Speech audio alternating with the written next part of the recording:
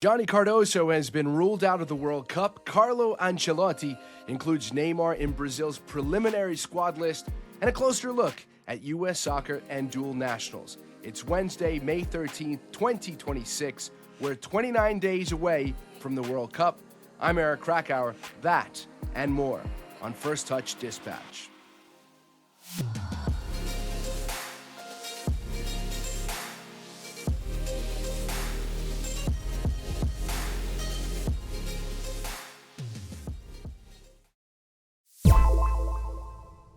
Johnny Cardoso has effectively been ruled out of the World Cup.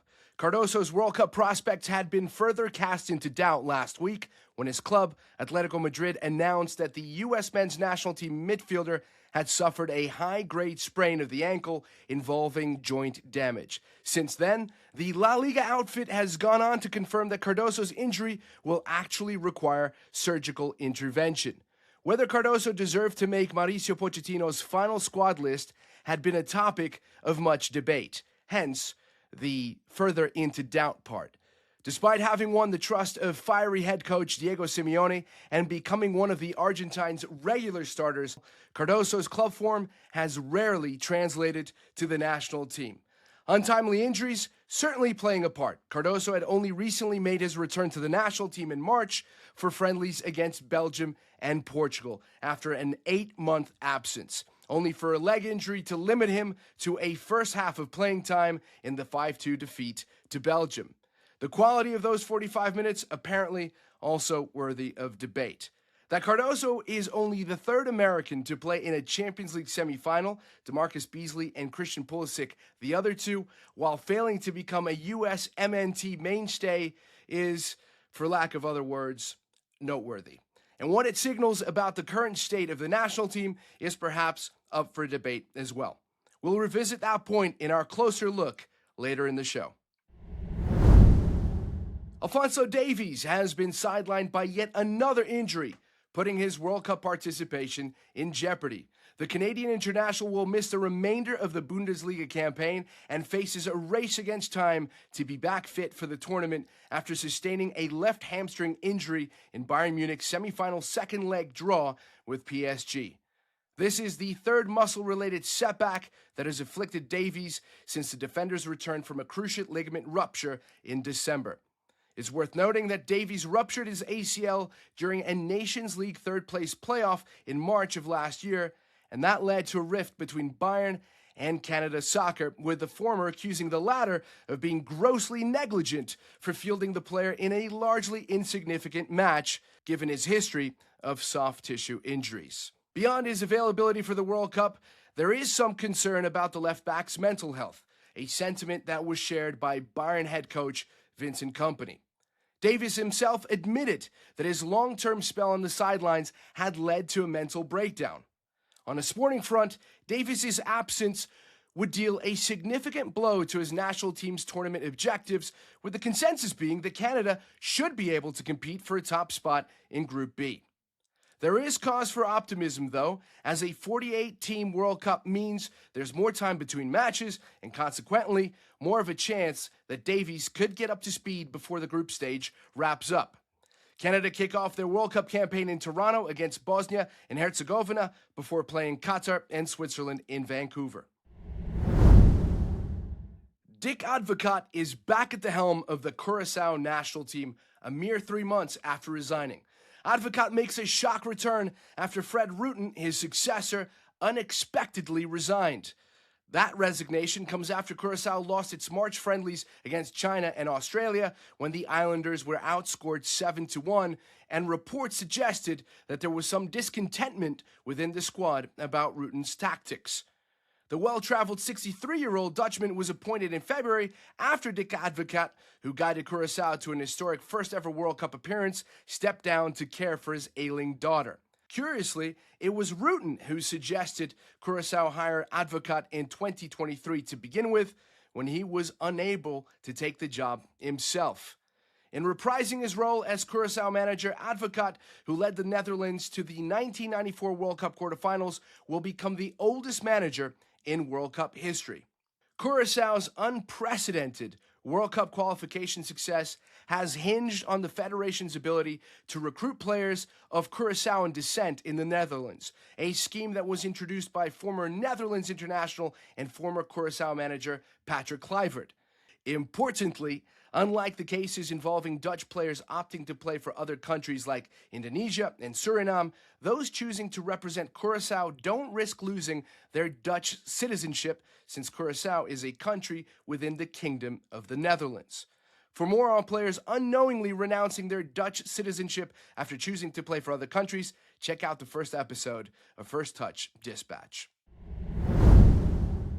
Well, what do you know? It appears that a barrage of public pressure can sometimes yield results. New Jersey Transit announced the round-trip tickets to MetLife Stadium for World Cup matches will be reduced to $105. Peanuts! Which equates to a 30% price reduction. The price had originally been set at $150, sparking a vociferous backlash from the soccer community, and eventually, newly elected New Jersey Governor Mikey Sherrill, who declared that FIFA needed to step in to help foot the bill. When that didn't happen, Sherrill, who was unwilling to saddle taxpayers with the bill, directed NJ Transit to seek out private sponsorships to mitigate travel costs, which proved an effective strategy. Well, at least to some degree. Tickets will go on sale today, and they must be purchased in advance of the matches, as they will not be sold at train stations. Oh, by the way, a ticket from Penn Station to MetLife Stadium is generally priced at $12.90. World Cup preliminary squad lists have begun to drop, Argentina and Brazil's among them. To no one's surprise, Leo Messi has been included in Lionel Scaloni's 55-man squad list. That, despite some trepidation that the 8-time Ballon d'Or might pass up the opportunity to defend Argentina's World Cup title. Perhaps a little surprising is that Messi's former Barcelona teammate Neymar is back in the Seleção mix, counted amongst Carlo Ancelotti's 55 initial selections. Now well into his 30s, Neymar has not featured for the Canarinha since October 2023, and hopes of seeing Brazil's all-time top scorer at the World Cup dimmed when he was left out of Ancelotti's most recent call-ups, with the Italian manager pointing to Neymar's fitness as the main culprit. Injuries have plagued Neymar's career, particularly since his blockbuster transfer record-setting 2017 move from Barca to PSG. His 2-year tenure at Al Hilal in the Saudi Pro League was quickly derailed by an ACL tear. And since returning to Santos, the club that catapulted him into superstardom, Nene has spent as much time on the sidelines as he has kicking a ball on the pitch. That said, Neymar's contribution still proved crucial, as Santos barely avoided relegation last season, and the 34-year-old is hitting top form at the right time with the World Cup just around the corner. Neymar's potential inclusion has polarized Brazil as well as the soccer-loving globe. On one side, there are those desperate to see Neymar inject some ginga into a Brazil national team that has long lost its joga bonito flair. After all, this is a player whose name at one time was uttered in the same sentence as Messi and Cristiano Ronaldo, and whose footballing artistry drew comparisons to Ronaldinho. Others aren't convinced Neymar's uptick in form is sustainable, given the physical demands of a World Cup, believe that to suggest his best days aren't behind him boils down to romanticism, and add that his inclusion invariably means the exclusion of someone more deserving. On the other side, we take a closer look at the shifting landscape of dual nationals in U.S. soccer.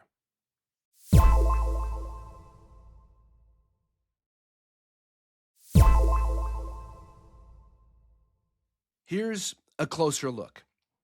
Bosnia and Herzegovina was the first national team to announce its World Cup squad last Monday. Among the 26 players picked by manager Sergej Barbarez is PSV Eindhoven's Esmir Bayraktarovic. Bayraktarovic! Corner pocket! Well, he had been sprinkling his fairy dust all over this turf, and he rewards himself with a goal. Bayraktarovic will be a familiar name to MLS aficionados, and is very likely to become a household name at the World Cup.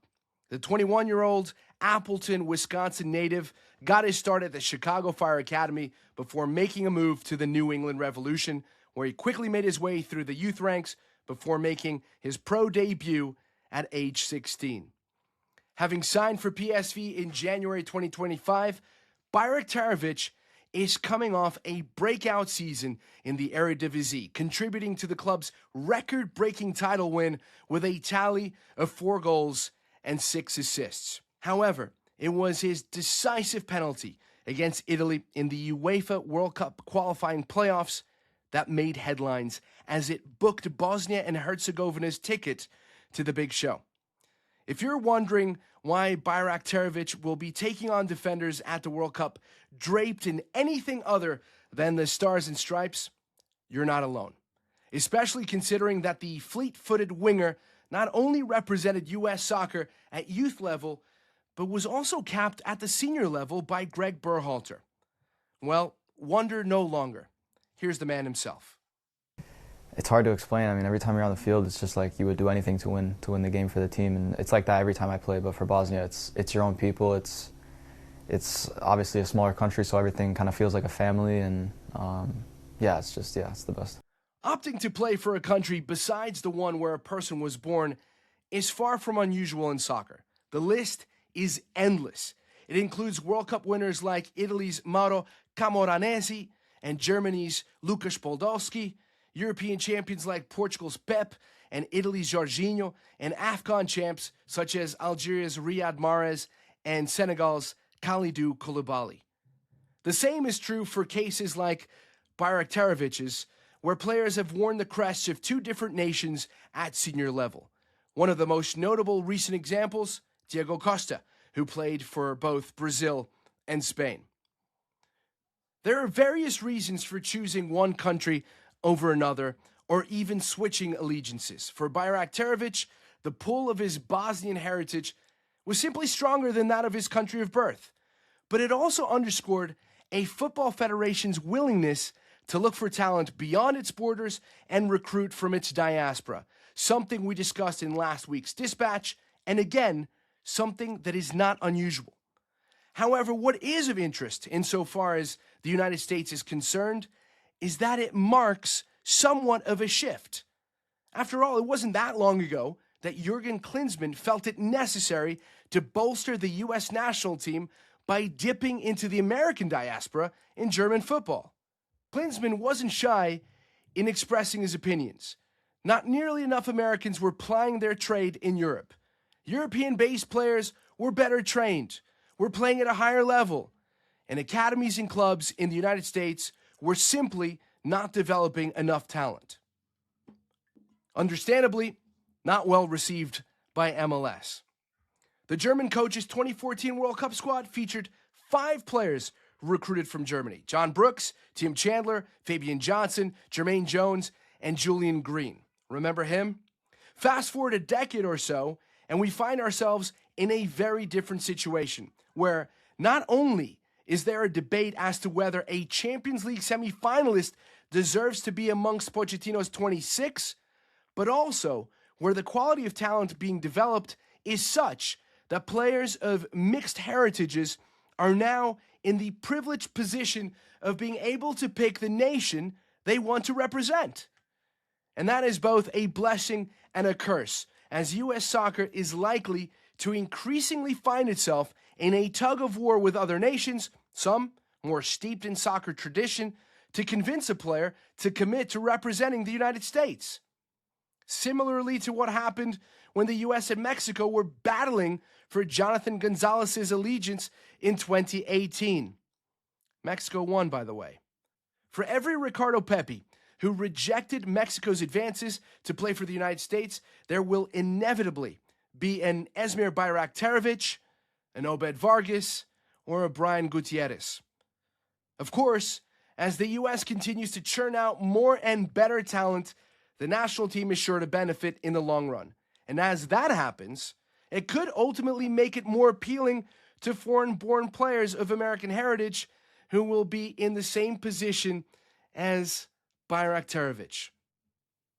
You won't need Jurgen Klinsmann to travel to Germany and convince him to join our national team. Up, we discuss an international star making an early departure from his MLS club for the World Cup.